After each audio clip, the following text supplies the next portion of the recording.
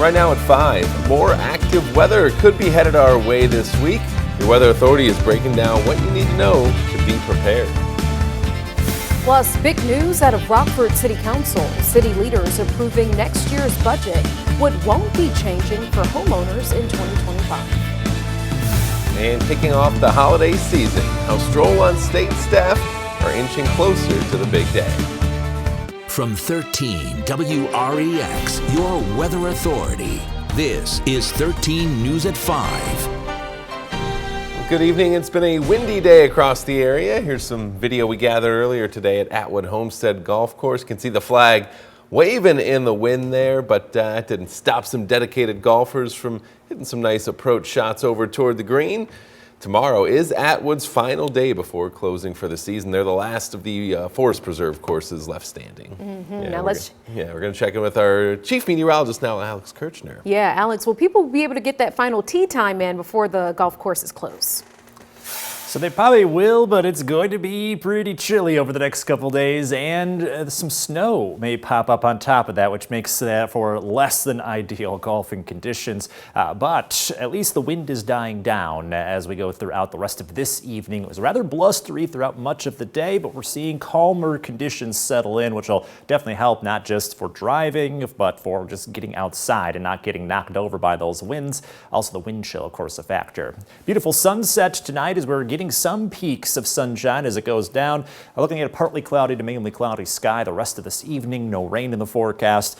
Temperatures dropping fast. We almost got to 60 at times this afternoon. We're back to the 40s thanks to a cold front pushing in plenty of much more November-like air. That means the wind chill will drop into the low 40s over the next couple hours. And then our first flurries of the fall season likely as we go into the middle of the week. It will be mixed with rain at times, so not likely to stick all that much, but still a sign that we're getting a little closer to winter. I'll track just when the couple rounds of snow work through over the next couple days. That's ahead in the forecast. All right, thanks a lot, Alex. And new at 5, new details surrounding the death of a Rockford teenager. Police say they've gotten, quote, little to no cooperation from residents, friends, and family members. Police say around 7:30 last night, a 17-year-old was shot and killed in the 1100 block of Chestnut Street. Officers arrived on the scene after being alerted by ShotSpotter, and when they got to the home, police say no one responded. 30 minutes later, they returned to the same home for reports of the teen being shot. And Rockford Police Chief Carla Red offered her condolences to the teen's loved ones, but says they need help in order to find the teen's killer. Chief Red saying in part, quote, our detectives are already working tirelessly. However, we face a significant challenge, a lack of cooperation from those who may hold key information. We understand that fear, mistrust, or other barriers can make it difficult for individuals to come forward, but we cannot allow these obstacles to shield the perpetrators, end quote. New at 5, the city of Rockford approved a balanced budget for 2025 at last night's city council meeting. And it's good news for homeowners because for the 8th straight year, property taxes will not increase. Included in the budget is general fund expenses totaling $226 million. The budget also includes a $2 million annual contribution to Rockford Promise from casino revenue, capital equipment replacement needs, and investments into technology and public safety. The city also greenlit a new development behind the Forest Plaza Shopping Center on East State Street. The large-scale project will be situated right off South Mulford Road. The developer calls it District 815. The plan is to build 3 office buildings, 28 duplexes, 25 4-unit buildings, and 16 4-unit townhomes. They also plan to build a kosher grocery store, a convenience store, dry cleaners, and restaurants. Developers say the homes will be available for purchase, not for rent. Construction is slated to start early next year.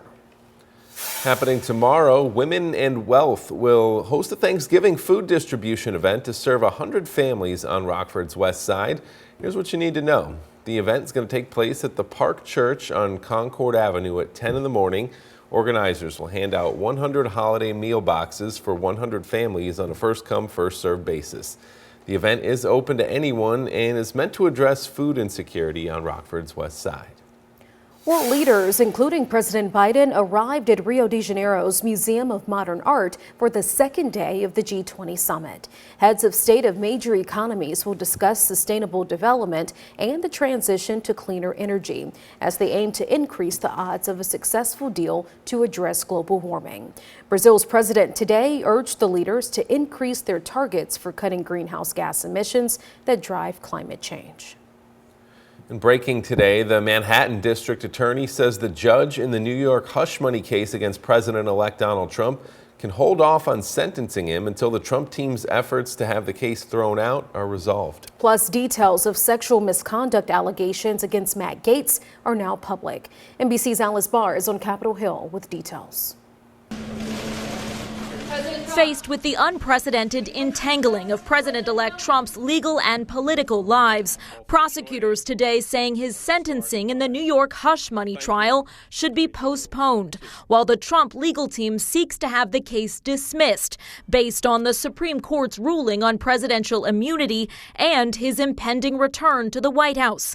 Manhattan prosecutors underscoring that a jury already convicted the president-elect of falsifying business records to cover up an alleged sex scandal. We didn't do a thing wrong. Signaling they would fight any effort to throw out the conviction.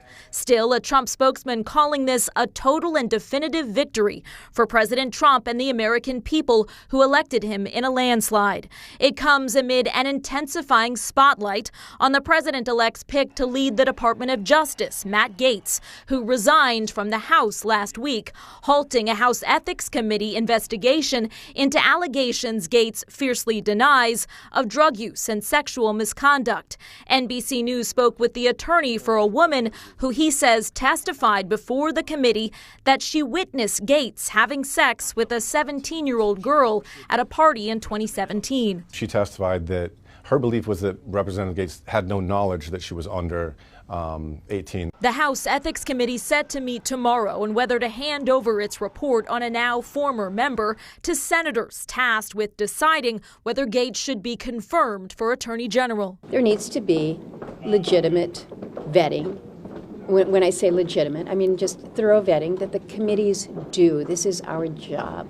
This is the role of advice and consent. The Justice Department ultimately chose not to charge Gaetz, and his spokesperson calls the allegations baseless and intended to derail the second Trump administration.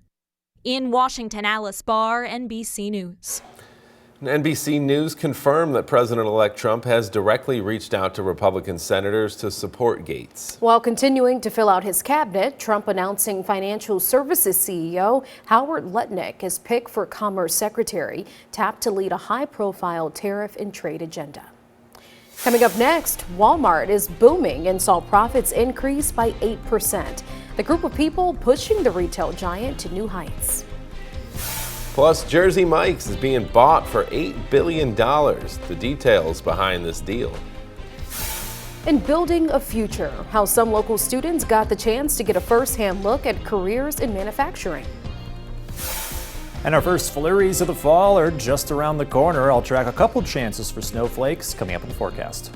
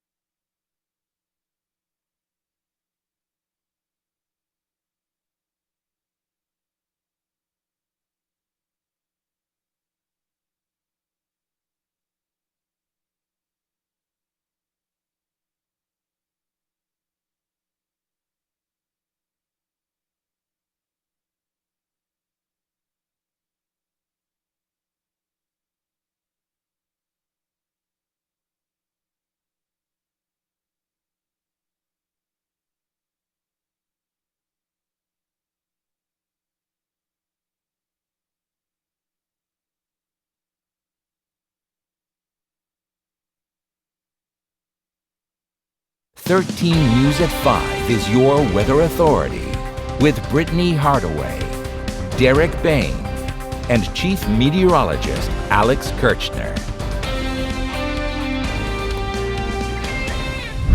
Walmart's business is surging, and customers making more than $100,000 a year are fueling the growth. Walmart reported U.S. sales at stores open for at least a year grew more than 5% last quarter compared to the same quarter a year ago. Profit grew more than 8%, and the company raised its financial outlook. Walmart said the growth is driven primarily by upper-income households. Low and middle-income shoppers have traditionally formed the core of Walmart's customer base, but the company has focused on expanding with people making more than $100,000 a year in recent years. And here in the state line, holiday shoppers gearing up for Black Friday deals might want to see what Walmart has to offer. The nationwide chain is stocking their shelves full of popular gift and holiday items, ranging from toys and electronics to food and wrapping paper. Online Black Friday deals begin November 25th, with doors opening in-store on November 29th. Investment firm Blackstone has agreed to buy an $8 billion majority stake in Jersey Mike's Subs. The current management team would keep a significant equity share of the company. They would also retain operational control of Jersey Mike's. The chain's CEO says Blackstone's involvement will give them the resources and expertise needed to drive further growth. The deal is expected to be finalized by early next year, pending regulatory approval. And still to come tonight at 5, Stroll on state preparations. The latest steps staff are taking to get all ready for the festive day. And the weather is clear for now, but rain and snow move in over the next 48 hours. Alex times out our next rounds coming up in his forecast.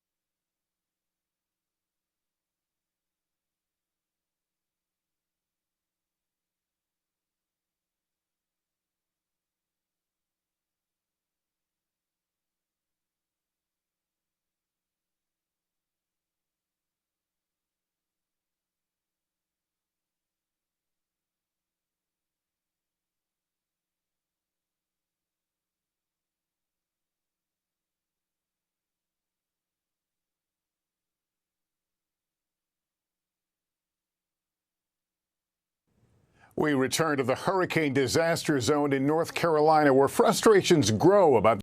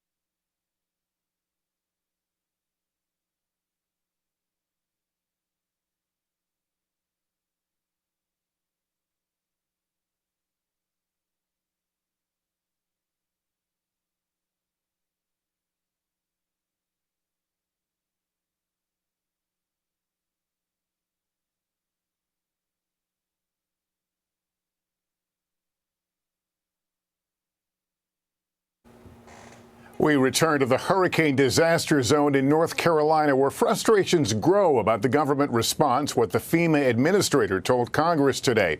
And we have a consumer alert about home repair warranties on Nightly News. Well, new at 5, some kids in the community get a glimpse at potential manufacturing careers, all thanks to a program called Camp Champ. Yeah, a spider company in McChesney Park hosted the camp today, bringing dozens of Harlem Middle School students to its facility. Now, Harlem High School students were there to help mentor the younger kids, showing them some of the potential options for manufacturing careers. Our future depends on these young people. And this outreach with Champion Now and Camp Champ, we're basically using tomorrow's leaders in manufacturing and youth to inspire tomorrow's leaders in manufacturing and younger youth. And coming up on 13 News at 6, we'll hear from some of those younger kids to get their perspective on the day.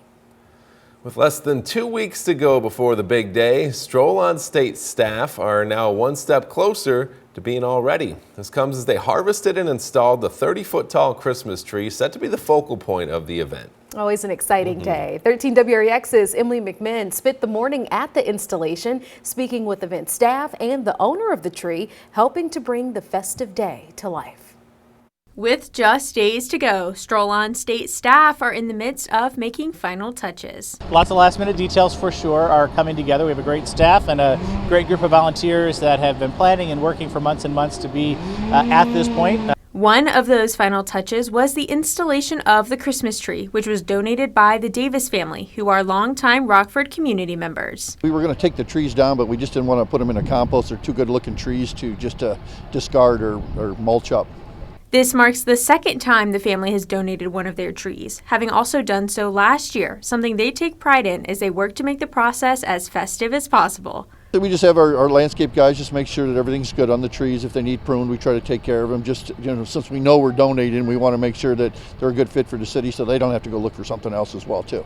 With the community involvement in harvesting the Christmas tree, President and CEO of Go Rockford, John Groh, says that plays a part and furthers the mission of the event as a whole. The tree is just one more piece of that puzzle. We have partnerships with our crane company, with Stenstrom, with the flatbed truck, with Tree Care Enterprises, with the tree owner, the property owner, and with the police department, creating just getting the tree here in place. Groh and the rest of the Stroll on State staff are now eagerly awaiting the big day, excited for what this very large decoration will bring in a matter of days. The tree lighting ceremony is that moment where the community comes together, and that's really the origins of Stroll on State. We talked about in 2013 creating an event where the community could come together and light the Christmas tree.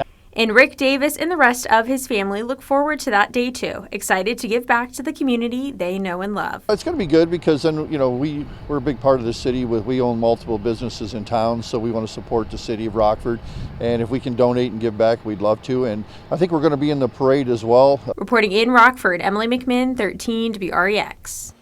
And Stroll on State is going to feature that parade that he mentioned. Of course, you get the 5K, the Dasher Dash to start the day off. There's going to be live music and lots of family-friendly activities all day long. And make sure you mark your calendars because it's all happening next Saturday, November 30th.